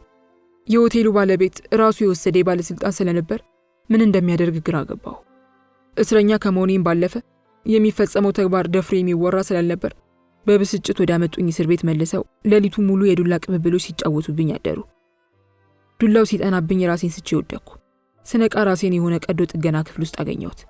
ራሴን በሳትኩበት ሰዓት ኩላሊቴን ቀደው ካወጡ በኋላ ብልቴን ቆርጠውት ነበር። በጣም ደክሜ ስለነበር ምንም የማድረግ አቅም አልነበረኝም። እንደኔ ራሳቸውን ስተው ኩላሊታቸውን ሊያወጡ ያዘጋጃቸውን እስረኞች ከጎኔ ተኝተው ስመለከት በጣም አዘንኩ። ከዚያ ሁሉ ስቃይ በኋላ ነበር ከነክንፈ ጋር ያቀላቀሉኝ። ከክንፈ ጋር ሳንተዋወቅ በፊት እኔ ላሰቃየኝ ባለስልጣን ሾፌር እንደነበር ስሰማ በጣም ተናድጄ ስለነበር አንገት ለአንገት ተናንቀን ነበር። በኋላ ግን እሱም የደረሰበትንና የታሰረበትን ታሪክ ሲነግረኝ እሱም እንደኔ ችግሩ ገፈት ቀማሽ መሆኑን ተረዳሁ። እሱ ከኔ የሚለየው ኩላሊቱን አለመቀማቱና ፊቱ አለመተልተሉ ብቻ ነው። ምን ዋጋ አለው? እልህና ልሸነፍ ባይነት ያልጠቀመኝም። የፈለገ ደፋር በሆንም ነፃ መውጣት አልቻልኩም። ይህን ሁሉ ነገር አድርገው አልረታ ስላቸው በቤተሰቦች ያሰሩኝ። የሚያዙኝን ነገር ካልፈጸምኩ ሙሉ ቤተሰቤን በእሳት እንደሚያቃጥሉብኝ ያስፈራሩኝ። በግዴታም ቢሆን ልክ እንደ ክንፈ ለአንድ ስፔናዊ ዜጋ ሸጡኝ። እንደምታየኝ ሴት ልጅን እያየው ከመመኘት ባለፈ ሌላ ነገር ማድረግ አልችልም። እሷ እሺ ብላ ብታገባኝ እንኳን እነሱ ካልፈቀዱልኝ በቀር አላገባም። ቆሜ መራመዴን አትመልከት። የአይምሮ እስረኛ ነኝ። ከማንም በላይ ገንዘብ አለኝ። የሰው ግን ድሃ ነኝ። እውነታው ይሄ ነው አለኝ። ታሪኩ በጣም ከማሳዘንም በላይ እንደ ልብ አንጠልጣይ ፊልም አፌን ከፍቼን የሰማሁት። አሁን ይህን ታሪክ ለሕዝብስ ባቀርበው ማነው እውነት ነው ብሎ ሊያምነኝ የሚችለው የሚል ፍርሃት በውስጤ ይመላለስ ጀመር። አቶ ቻለው ከተቀመጠበት ተነስቶ መጀመሪያ ላይ ነስቶኝ የነበረውን እጁን በመዘርጋት በል እንግዲህ ከዚህ በኋላ ከተሳካልህ ለሰርግህ፣ ካልተሳካልህ ደግሞ ለቀብርህ እንገናኛለን ብሎኝ እጄን በመጨበጥ በተቀመጥኩበት ጥሎኝ ወጣ። እኔም የመጣሁበትን ጉዳይ ስለጨረስኩ ወደ ሁለተኛዋ ማስረጃ ሰጪ ስልኬን አውጥቼ በመደወል ቤቷን በመጠየቅ ቀጠሮ አስያዝኩ። የታክሲ ጓደኛዬ ዘሪሁን በፍርሃት ስለማይቀርበኝ ሌላ ታክሲ ለመጠቀም ተገደድኩ። የቤቷን ግቢ ገና ከማንኳኳቴ ለጥበቃው አስቀድማ እኔ እንደምመጣ ነግራው ስለነበር በሩን ከፍቶ ወደ ውስጥ አስገባኝ። ውጪ ላይ በጣም የሚያማምሩና ውድ የሆኑ መኪኖች ቆመዋል። ለማያውቀው ሰው የገባሁበት ቤት የሆነ ሀገር ኤምባሲ እንጂ የአንድ ግለሰብ ቤት ነው ብሎ ለመገመት አዳጋች ነው። ቤቷ ውስጥ ከገባው በኋላ ድሪያ ለብሳ ከጓደኞቿ ጋር ተቀምጣ ጫትና ሺሻ ሲነፉ ደረስኩ። አቀባበሉ አንድ አዲስ ሰው ሳይሆን የቆየ ትውውቅ ያለን ይመስል ነበር። ጫት የመቃም ልምድ ባይኖረኝም በግድ ከነሱ ጋር እንድቀመጥ አደረገችኝ። ጓደኞቿ ሙሉ ለሙሉ በሚባል ሁኔታ ሴቶች ናቸው። በምርቃና ስለሚያወሩ ማን ማንን እንደሚሰማ አይታወቅም። ገና ከመቀመጤ በሞቴ ብሎ ምግብ እንደሚያጎርስ ሰው አንድ ጭብጥ ጫት ሰጠችኝ። እሷ ጋር የመጣሁበትን ዓላማ ለማሳካት ግዴታ ያለችኝን መፈጸምና ከእሷ ጋር መመሳሰል ያለብኝ መስሎ ተሰማኝ። የሰጠችኝን ጫት ቅጠል ቅጠሉን እየቀነጠስኩ መብላት ጀመርኩ። እነሱ ቀድመውኝ ስለመረቀኑ የኔን መኖር ከናካቴው ረስተውታል። በዙር የሚቀባበሉት ሺሻ እኔ ጋር ደረሰ። ተቀብዬ ማንቦልቦል ጀመርኩ። በቆይታ ብዛት ወደ ምርቃናው ዓለም መቀላቀል ብችልም ከሚያወሩት ወሬ ጋር ግን መግባባት አልቻልኩም። ከገባው ጀምሮ የሁሉም ወሬ ዱባይ ሄደው ስላጋጠማቸው ወንዶች እንጂ ስለ ሀገር ውስጥ ክስተት ምንም አይነት ወሬ አያወሩም። በዚያ ሁኔታ ታወራኛለች ብዬ ስላላሰብኩ ካሁን ተነስቼ ልውጣ እያልኩ ሳስብ ከጓደኞቿ ጋር ማውራቷን አቁማ ወደ እኔ ተመለሰች። በጣም ይቅርታ ጨዋታ ይዤ ረሳሁ አይደል በማለት ጠየቀችኝ። ውስጤ እየተቃጠለ አይ ችግር የለውም አልኳት። በጓደኞቿ ፊት ማውራት ስለፈራው በቃ ሌላ ጊዜ እንጨዋወት መሰል፣ አሁን ከእንግዶችሽ ጋር ነሽ አልኳት።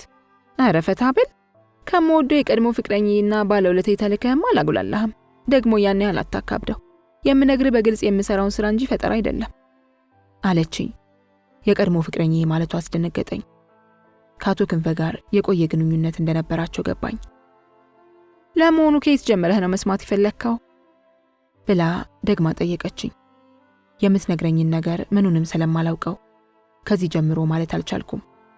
እንደተለመደው ድምጿን ለመቅዳት እየተዘጋጀው ችግር የለም አንቺ ይጠቅመዋል ብለሽ ካሰብሽበት፣ ማለቴ ከቀድሞ ፍቅረኛሽ ታሪክ ጀምረሽ ብታጫውቺኝ ደስ ይለኛል አልኳት፣ ከአቶ ክንፈ ጋር የነበራቸውን ግንኙነት ይበልጥ ለማወቅ ፈልጌ። ክንፈ የቀድሞ ፍቅረኛዬ ነበረ። እንደ ማንኛውም ሰው በጣም እንዋደድ ነበር። ምን ዋጋ አለው? ከማንም በላይ ፍቅር ቢሰጠኝም እንደ ጓደኞቼ ወጥቼ የምፍታታበት ገንዘብ፣ የፈለኩበት ቦታ በመፈልግበት ሰዓት የሚሄድበት መኪና ሊሰጠኝ አልቻለም። በዚህም የተነሳ ፍቅራችን መደብዘዝ ጀመረ።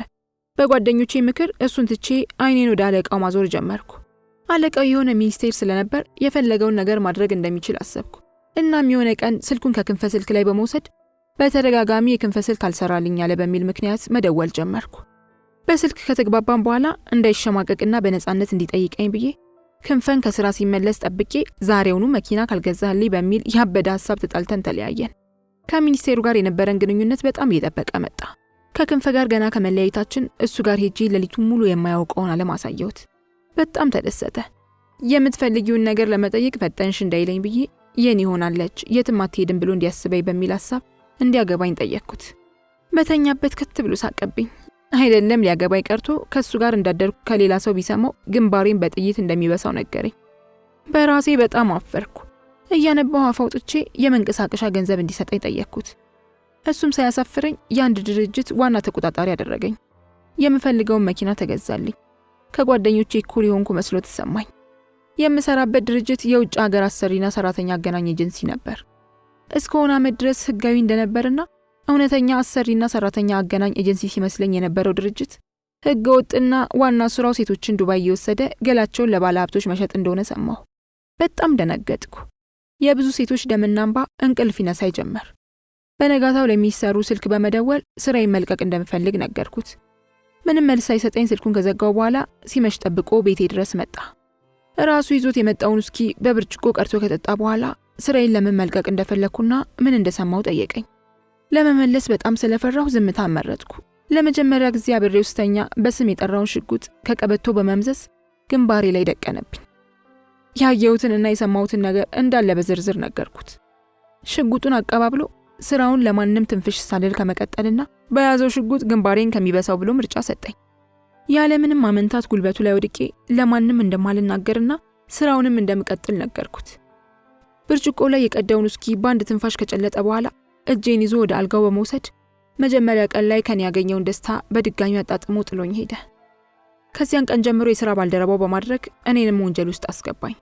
የሳምንት ቪዛ እያሰራን ሴቶችን ዱባይ መላክ ጀመርኩ። ስልጣኑን በመጠቀም አቅም አንሷቸው የሚሞቱትን እዛው እንዲቀበሩ በማመቻቸት ስራውን አጠናክሮ ቀጠለ። እነዚህ በዙሪያ የምታያቸው ሁሉ የዚህ ገፈት ቀማሾች ናቸው። ሁሌም በየሳምንቱ ዱባይ እየሄዱ ነው የሚሰሩት። እነሱ ከሚያገኙት ገንዘብ በላይ ባለስልጣኑ የሚያገኘው ይበልጣል። እንደምታየው እኔም ማግባት እንኳን እንዳልችል ሆኜ ታስሬያለሁ። ገንዘብ ስል በእጄ ይዤ የነበረውን ውዱንና በገንዘብ የማይታመነውን ፍቅሬን ክንፍዬን አጥቻለሁ አለችኝ። ታሪኳ ቢያሳዝነኝም አቶ ክንፈ ላይ የሰራችውን ክደት ሳስታውሰው ማዘን እንደሌለብኝ ተሰማኝ። ወደ ራሴ በመመለስ ይህኔ ውቤ ምን ሆና ይሆን እያልኩ ማሰብ ጀመርኩ። የኔ ባትሆንም በምንም አይነት መንገድ እንደዚህ አይነት ቁልፍ ውስጥ እንድትገባ አልፈልግም። ምንም ቢሆን ወዳት ነበር። የጀመርኩትን ጫትና ሺሻ ከጨረስኩ በኋላ አመሻሽ ላይ እሷም ጓደኞቿን ይዛ ወደ ጭፈራ ቤት፣ እኔም የነገረችኝን ታሪክ ይዤ ወደ ቤት የገባሁ። ያሰባሰብኳቸውን መረጃዎች በአንድ ላይ አጠናክሬ ካዘጋጀው በኋላ ለመተኛት በሞክርም የተበዳዮች ግፍና ስቃይ እኔንም እንቅልፍ ነሳኝ። ሌሊቱን ሙሉ ስገላበጥ አድሬ ጠዋት ላይ ስነሳ በሬ ስር ብጣሽ ወረቀት በፖስታ ታሽጋ አገኘሁ። ውስጡን ከፍቼ ሳነባው መኖር የምትፈልግ ከሆነ የጀመርከውን ስራ አቁም፣ ይህ የመጨረሻ ማስጠንቀቂያ ነው የሚል ማስጠንቀቂያ አዘል መልእክት አለው። እንደዚህ አይነት ማስፈራሪያና ዛቻ እንደሚመጣብኝ ባስብም እንደዚህ በፍጥነት ይሆናል ብዬ ግን አልጠበቅኩም ነበር። አይምሮዬ ላይ ቤቴን እንዴት ሊያውቁት ቻሉ የሚል ጥያቄ ይመላለስብኝ ጀመር። ስልኬን አንስቼ የተፈጠረውን ነገር ለአቶ ክንፈ ለመናገር ስሞክር በተኛውበት ከዚህ በኋላ ማስረጃ የሰጡህን ሰዎች ለማግኘትም ሆነ ለማናገር እንዳትሞክር የሚል መልእክት ልኮልኝ ስለነበር አገኘሁት። ስልክ መደወሌን ትቼ ምን ማድረግ እንዳለብኝ ማሰብ ጀመርኩ። ከቤት በመውጣት ሰፈር ውስጥ ወደሚገኝ አንድ ኢንተርኔት ካፌ በመሄድ ያጠናከርኩትን ማስረጃ እንዳለ የፌስቡክ ገጼ ላይ በመለጠፍ ለተለያዩ ታዋቂና ዝነኛ ሰዎች አጋራሁት። ከጨረስኩ በኋላ ቤቴ ድረስ የተላከልኝ ማስጠንቀቂያ ምቾት ስላልሰጠኝ በአይነ ቁራኛ ግራና ቀኝ እየተመለከትኩ ተመልሼ ቤቴ በመግባት ቆልፌ ተቀመጥኩ። ገና ከመቀመጤ ፌስቡክ ላይ የለጠፍከውን አሁኑኑ ግባና አጥፋው፣ ካልሆነ ግን የሚል ያላለቀ ትዕዛዝ በስልኬ ተላከልኝ። በሁሉም ነገር እየተከታተሉኝ እንደሆነ ገባኝ። ቤት የመቀመጥ ሐሳቤን ቀይሬ አቅራቢዬ ወደሚገኝ ፖሊስ ጣቢያ ሄድኩ። የመጀመሪያዬ ስለሆነ ምን ተብሎ እንደሚከሰስ እንኳን አላውቅም። ገና የፖሊስ ጣቢያው ቅጥር ግቢ እንደገባው ያገኘሁትን የፖሊስ አባል ይቅርታ ጥቆማ ለመስጠት ፈልጌ ነበር እያልኩ ስጠይቅ የሌላ ሰው ወንጀል ልናገር እየመሰላቸው ቃል የሚሰጥበትን ቢሮ ጠቁመው ላኩኝ። የጠቆሙኝ ቢሮ ውስጥ ስገባ ወፍራምና ጠቆር ያለ የሳጅን ማዕረግ የተሰጠው ፖሊስ ብቻውን ተቀምጦ አገኘው። ገና በቆምኩበት ጤና ይስጥልኝ አልኩት። ንቀት ይሁን የሥራ ብዛት ባላውቅም ካንገቱ እንኳን ቀና ብሎ ሳይመለከተኝ እንዳቀረቀረ ተቀመጥ አለኝ። ከፊት ለፊቱ ያለውን ትልቅ አጀንዳ እያገላበጠ ካጠገቤ ካለው ወንበር ላይ ተቀመጥኩ። ምን አይነት ሰው እንደሆንኩ እንኳን ቀና ብሎ ሳያየኝ ምን ነበር ብሎ ጠየቀኝ። ሁኔታው ስላበሳጨኝ ኮስተር ብዬ የሚከታተለኝ ሰው ስላለ ለማመልከት ነበር በማለት ቀጥታ ወደ ጉዳይ ገባሁ። ካንገቱ ቀና ብሎ ፊቴን ከተመለከተ በኋላ ማን ስለሆንክ ነው የሚከታተሉህ አለኝ። ጥያቄው ግልጽ ስላልሆነልኝ አልገባኝም በማለት መለስኩለት። የሚያገላብጠውን አጀንዳ ካስቀመጠ በኋላ በእጁ የያዘውን እስክሪብቶ እያፍተለተለ ማለቴ አንተ ማነህ? ፖለቲከኛ፣ አርቲስት ወይስ ነጋዴ? በማለት አብራራልኝ። ምናልባት እንደኔ አይነት ክስ በተደጋጋሚ የሚያቀርቡለት እሱ የዘረዘራቸው አካላት ብቻ ሊሆኑ ስለሚችሉ ብዬ አይ አንተ ከዘረዘርካቸው ውስጥ እንኳን አይደሉም፣ እኔ አንድ ተራ ግለሰብ ነኝ አልኩት። ታዲያ ተራ ግለሰብ ከሆንክ ለምንድን ነው የሚከታተሉህ? ማነውስ የሚከታተልህ? በማለት አፋጠጠኝ። ጋዜጠኛ ነኝ አልኩት። በትንሹም ቢሆን ጋዜጠኛ የሚለውን ቃል ሲሰማ ደንገጥ አለ። የምትጠረጥረው ሰው አለ? በማለት በትህትና ማናገር ጀመረ። አዎ አልኩት። ቃሌን ለመቀበል መጀመሪያ ላይ ሲያገላብጥ የነበረውን አጀንዳ በድጋሚ እየገለጠ የተጠርጣሪውን ስምና አድራሻ ትነግረኛለህ? አለኝ። ለጠየቀኝ ጥያቄ መልስ አልነበረኝም። ስሙንም አድራሻውንም ስለማላውቅ በደፈናው የሆነ ትልቅ ባለስልጣን ነው፣ አድራሻውን አላውቅ ብዬ መለስኩለት። ባለስልጣን የሚለውን ቃል ሲሰማ ዘርግቶት የነበረውን አጀንዳ መልሶ በማጠፍ ኮስተር ብሎ ለመሆኑ የጋዜጠኝነት ፈቃድ አለህ? ብሎ ጠየቀኝ። ወንጀሉን ወደ እኔ ሊያዞረው እንደሆነ ተሰማኝ። አይ ፈቃድ እንኳን የለኝም፣ የተመረኩት ግን በጋዜጠኝነት ሙያ ነው አልኩት። ፊቱ መቀያየርና መቆጣት ጀመረ። እና ስለ ተማርክ ብቻ ጋዜጠኛ ያደረገህ ማን ነው? ለመሆኑ ባለስልጣን ውስጥ የሚከታተሉ ምን አድርገህ ነው? ብሎ ጠየቀኝ። እሱ የሚሰራውን ወንጀል ለማጋለጥ ከሰዎች ጋር ማስረጃዎችን እያሰባሰብኩ እንደሆነ ስላወቀ ብቻ ነው የሚከታተለኝ በማለት መለስኩለት። በመልሴ ከት ብሎ ሳቀብኝ። ቅድም ጋዜጠኛ ነኝ ብለህ ነበር፣ አሁን ደግሞ መርማሪ ፖሊስ ሆንክ ብሎ ተሳለቀብኝ። በዚህም አላበቃም።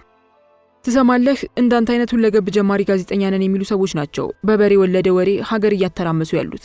አሁን ብዙ ስራ አለብኝ፣ ያንተን ቀልድ የምሰማበት ጊዜ የለኝም ካሌ በኋላ በአይኑ የመውጫውን በር ጠቆመኝ። እኔን ራሴን አስገብቶ ከሚያስረኝ ብዬ በማሰብ ተነስቼ ወጣሁ። በፖሊሱ ጥያቄ የተቃጠለውን ጨጓሬን ለማቀዝቀዝ በማሰብ ካፌ ተቀምጬ ቀዝቃዛ መጠጥ በማዘዝ ተቀመጥኩ። ያዘዝኩትን መጠጥ እስኪመጣልኝ ድረስ ከራሴ ጋር በሐሳብ ስዳክር እድሜያቸው ገፋ ያሉ ሰውዬ ከፊት ለፊቴ ቆመው ልጄ እባክህ ስለ አዛኝቷ ማርያም ብለህ እርዳኝ፣ የሩቅ አገር ሰው ነኝ እያሉ ምጽዋት ጠየቁኝ።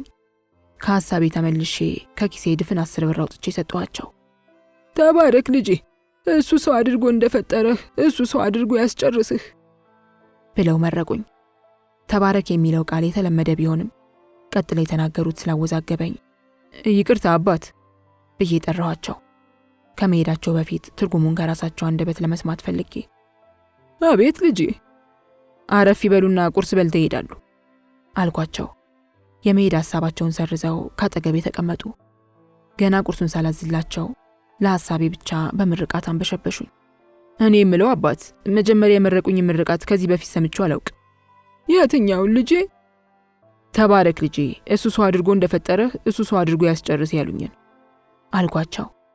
በንግግሬ ተገርመው በችግር የተጎሳቆለውን ፊታቸውን ፈገግ ለማድረግ እየሞከሩ የከተማ ልጅ አሉ።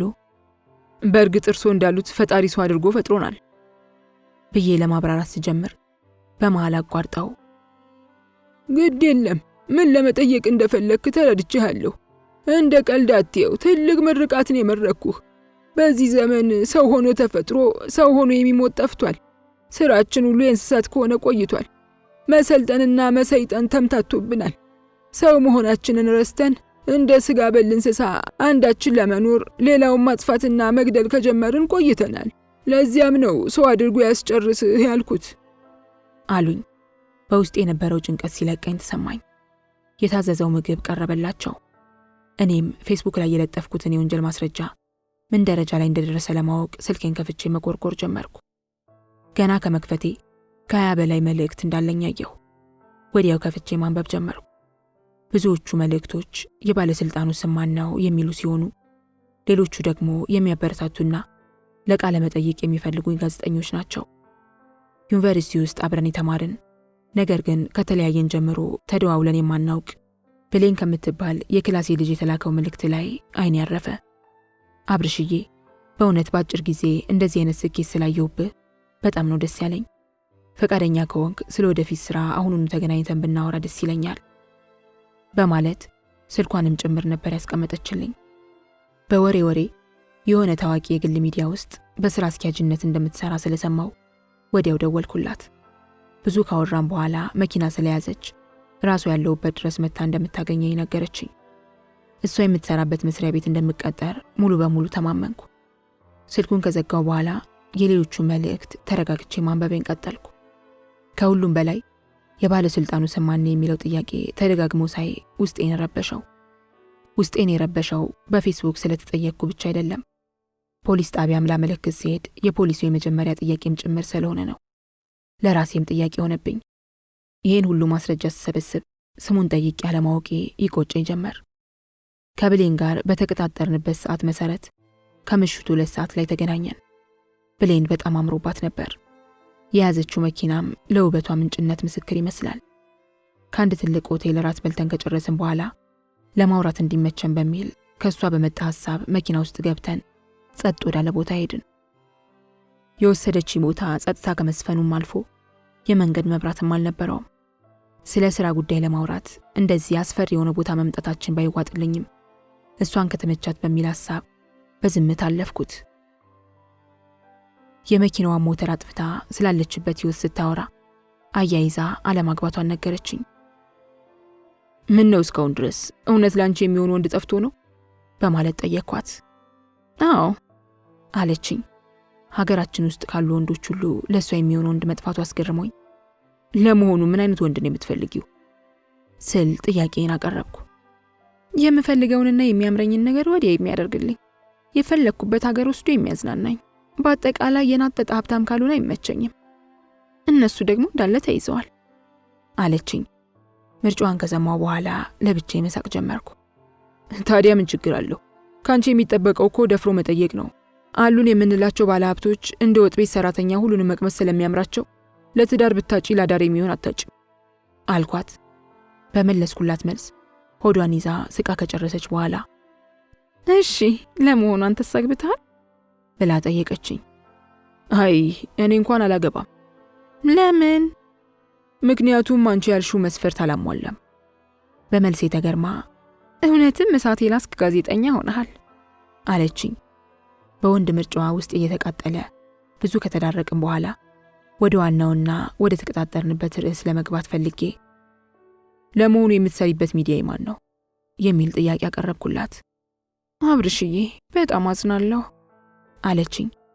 ለጠየቅኳት ጥያቄ ሐዘኔታውን ምን እንዳመጣው ስላልገባኝ ኮስተር ብዬ ለምኑ ብሌን የሚል ጥያቄ እንደጠየቅኳት ከየት መጣ ሳልለው ከኋላ ወንበር ተደብቆ የነበረ የሆነ ጠብደል ጎረምሳ አደንዛዥ አልኮል በተነከረ ጨርቅ ተነስቶ አፌን አፈነኝ። እኔ የምሰራበት ሚዲያ ባለቤቱ አንተ የምታሳድደው ባለስልጣን ነው የሚለውን መልሷን ለመጨረሻ ጊዜ ሰማሁ። ተፈጸመ።